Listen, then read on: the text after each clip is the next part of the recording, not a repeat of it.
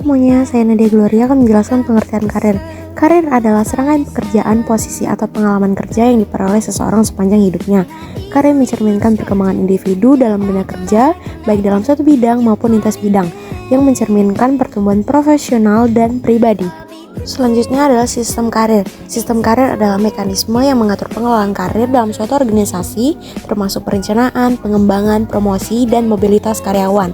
Sistem ini bertujuan untuk mencocokkan kebutuhan perusahaan dengan aspirasi individu guna menciptakan keseimbangan antara produktivitas organisasi dan kepuasan karyawan. Next, ada manfaat sistem karir dan poin-poinnya. Poin pertama yaitu membantu individu merencanakan dan mengembangkan karirnya secara sistematis. Poin kedua, memotivasi karyawan untuk meningkatkan keterampilan kinerja. Yang ketiga, ada mengurangi tingkat turnover karyawan dengan memberikan jalur karir yang jelas. Yang keempat, membantu organisasi dalam menempatkan karyawan pada posisi yang sesuai dengan kompetensinya.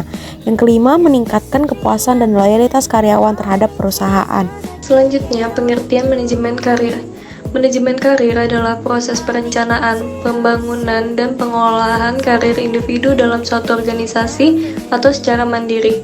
Manajemen karir melibatkan individu, perusahaan, dan lingkungan kerja dalam mendukung pencapaian tujuan karir serta kebutuhan organisasi. Yang kelima, efektivitas manajemen karir.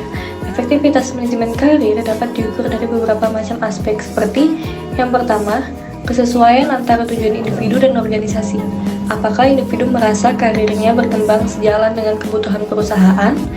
Yang kedua, dukungan dari organisasi. Apakah perusahaan menyediakan pelatihan, promosi, dan pengembangan karyawan? Yang ketiga, kepuasan kerja. Apakah karyawan merasa puas dengan jalur karir yang mereka tempuh? Dan yang keempat, kinerja karyawan.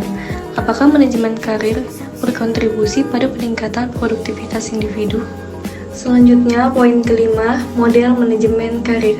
Yang pertama, ada linear, karir naik secara bertahap dalam satu jalur. Yang kedua, ada jaringan, perpindahan antara bidang yang berhubungan. Yang ketiga, spiral, beralih ke bidang baru dengan keterampilan lama. Yang keempat, portofolio, mengelola beberapa pekerjaan atau proyek sekaligus. Dan yang kelima, boundaryless, karir berkembang tanpa batasan organisasi tertentu. Jadi kesimpulan dari presentasi kami yaitu manajemen karir yang baik akan membantu individu mencapai kepuasan dan keberhasilan dalam dunia kerja, sekaligus memberikan manfaat bagi organisasi dalam mengelola sumber daya manusia secara optimal.